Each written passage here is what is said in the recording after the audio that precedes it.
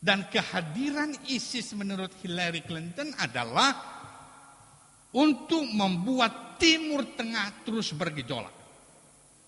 Jadi tujuan lahirnya ISIS itu agar Timur Tengah terus bergejolak.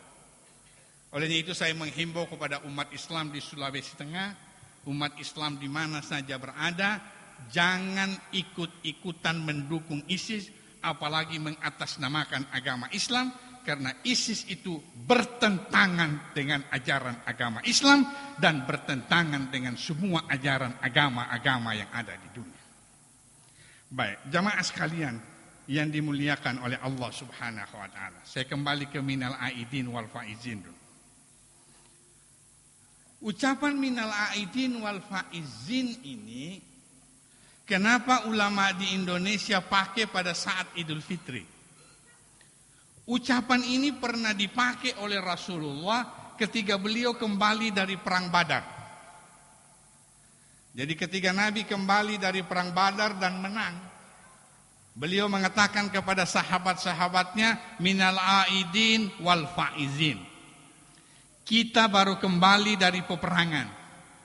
Wal faizin, dan kita memenangkan peperangan itu.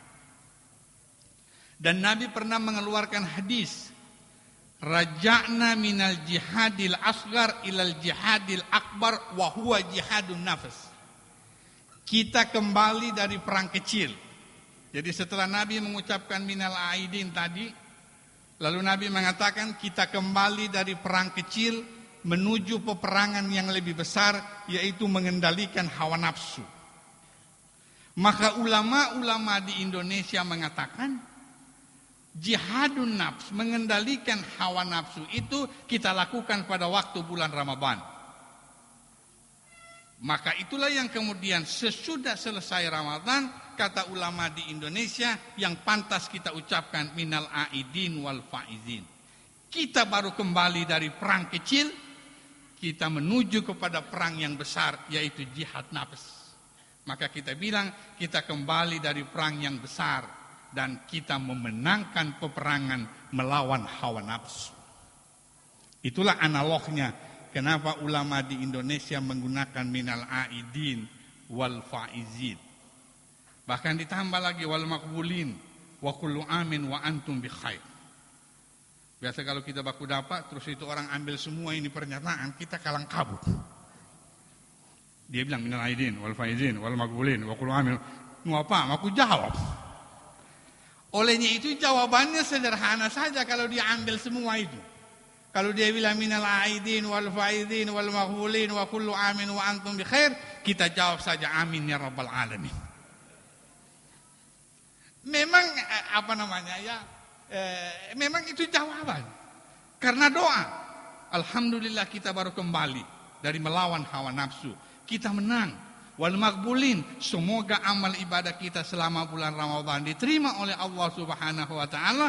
Wa kullu amin wa antum bi khair. Mudah-mudahan sepanjang tahun ke depan kita akan tetap bahagia dan baik.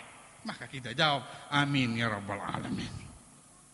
Baik, jamaah sekalian yang dimuliakan oleh Allah Subhanahu wa taala. Biasalah kalau ada orang mengatakan ini perbedaan, biasa.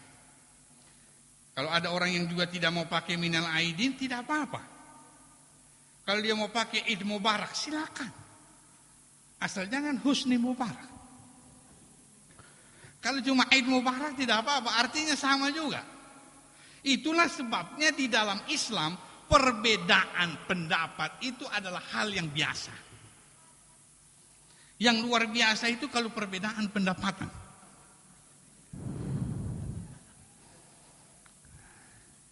Biasa terjadi perselisihan itu karena perbedaan pendapatan. Ya, kan biasa begitu.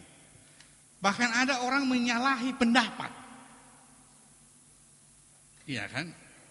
Saya karena ditanya, Ustadz mana yang benar, puasa hari Sabtu atau hari Minggu? Saya susah menjawab. Kalau saya jawab hari Minggu yang benar, yang hari Sabtu tidak undang ceramah. Repot juga. Kalau saya bilang hari Sabtu yang benar, hari Minggu sudah tidak mau undang ceramah. Sesungguhnya pertanyaan pertanyaan yang bagus itu adalah, Ustadz, kenapa terjadi perbedaan pendapat di kalangan ulama? Ada yang hari Sabtu dan ada yang hari Minggu. Maka kita akan jawab, yang hari Sabtu ini dalilnya, yang hari Minggu ini dalil. Tetapi kalau ditanya mana yang benar, yang susah nanti masyarakat. Begitu ditanya sama saya orang NU, Nahdlatul Ulama. Saya jawab hari Minggu yang benar. Besok malam datang penceramah dari Muhammadiyah. Kami tanya lagi, mana yang benar? Dia jawab hari Sabtu. Siapa yang bingung? Kami bilang, kemarin dijawab hari Sabtu, hari ini dijawab hari Minggu. Yang bingung adalah pendengar itu sendiri. Perbedaan pendapat itu biasa. Cuma kesalahan pendapat ini yang berbahaya. Pernah satu ketika, ada seorang suami, kelihatan ini suami cerdas. Ini suami cerdas. Saya tidak tahu di mana ini tempatnya suami cerdas. Satu ketika dia pulang dari ikut pengajian dengan anaknya. Lalu dia tanya sama anaknya, wahai anakku, tadi kau ikut pengajian, ikut. Apa yang kau dapat dari ustadz tadi? Dia bilang, tema pokoknya ustadz tadi itu adalah berbakti kepada kedua orang tua. Bagus, nak. Bagus. Lalu, kira-kira bisa kau uraikan sedikit apa yang dimaksudkan berbakti kepada kedua orang tua? Si anak bilang begini, dari ceramah yang saya dengar tadi Papa, katanya kalau mau berbakti kepada orang tua, yang pertama, ibu. Terus yang kedua siapa nak? Ibu. Yang ketiga siapa nak? Ibu. Yang keempat baru ayah. Terus bapaknya bertanya, berapa jumlah ibu? 3. Berapa ibumu di rumah? 1. Jadi kurang berapa? 2. Jadi dia terus kasih tahu anaknya, kalau begitu kasih tahu mamamu, bilang kurang 2. Ini cuma contoh Pak, jangan dipraktekkan. Lalu pulanglah si anak. Karena lugu dia lapor sama mamanya. Dia bilang, mama, kelihatannya menurut papa saya ini perlu tambah 2 ibu. Karena kalau mau berbakti kepada ibu harus 3 ibu. Ya, terus naik emosi ibu. Cuma dia tidak kasih lihat anaknya, tapi bagi gigit bibir.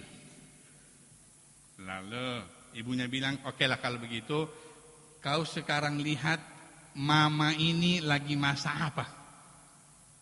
Terus rupanya ibunya cerdas juga. Oh, masak sayur, Mak. Oh, ini sayur apa yang mama masak? Mak, kelihatannya mama sayur terong. Yang warna ungu itu. Oh, terong. Bagus, nak. Ini sayur terong mama masak. Mama mau tanya sekarang. Kalau sayur terong ini 1 buah dimakan oleh 3 orang, bagaimana caranya? Itu anak bilang, potong 3, mama. Terus mamanya bilang, kasih tahu bapakmu.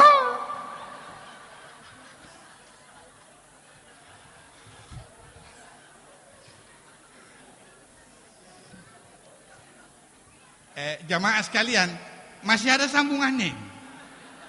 Ini sampai 4 kali pertemuan. Olehnya itu nanti halal bihalal tahun depan saya sambung. Hadirin yang dimuliakan oleh Allah. Perbedaan itu adalah hal yang wajar dalam Islam.